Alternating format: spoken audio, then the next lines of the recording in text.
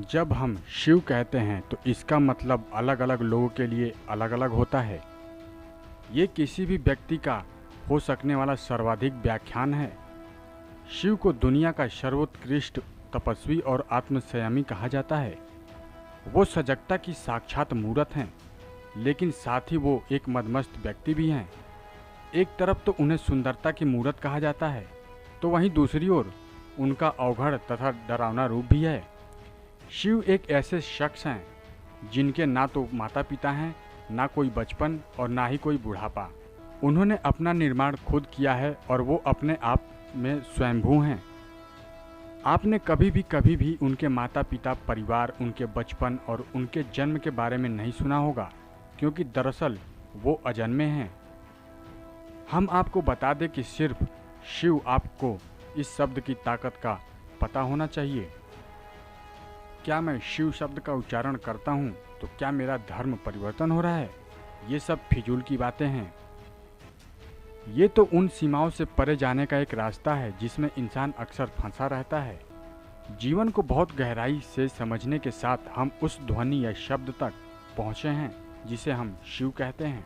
अगर आप में किसी चीज़ को ग्रहण करने की अच्छी क्षमता है तो सिर्फ एक उच्चारण आपके भीतर बहुत शक्तिशाली से विस्फोट कर सकता है। शिव में शिव ध्वनि का अर्थ मूल रूप से शक्ति या ऊर्जा होता है। भारतीय जीवन शैली में हमेशा से स्त्री गुण को शक्ति के रूप में देखा गया है। और मज़ेदार बात यह है कि अंग्रेजी में भी स्त्री के लिए शी शब्द का ही इस्तेमाल किया गया है।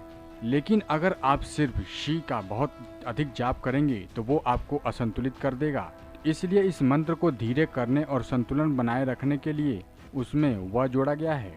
वह शब्द वाम से लिया गया है जिसका अर्थ है प्रवीणता। शिव मंत्र में एक अंश से ऊर्जा देता है और दूसरा उसे संतुलित या नियंत्रित करता है। दिशाहीन ऊर्जा का कोई लाभ नहीं है, वो विनाशकारी हो सकती है। इसलिए जब हम शिव को कहते हैं तो हम ऊर्जा को एक खास तरीके से खास दिशा में ले जाने की बात करते हैं। शिव शब्द का वास्तविक अर्थ है जो नहीं है। जो नहीं है से मतलब है जिसका अस्तित्व ही नहीं है। जिसका अस्तित्व ही नहीं है का मतलब है रिक्तता, यानी खालीपन, शून्यता। आकाश गंगाएं तो महज एक छोटी सी जगह है। सृष्टि का असल सार तत्व तो रिक्तता या कुछ ना होने में ही है।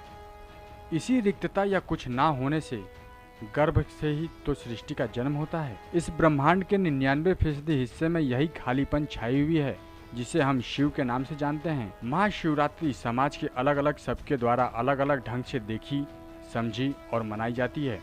जो लोग परिवारों में रहते हैं या गृहस्थ हैं उनके महाशिवरात्रि शिव के विवाह का दिन है।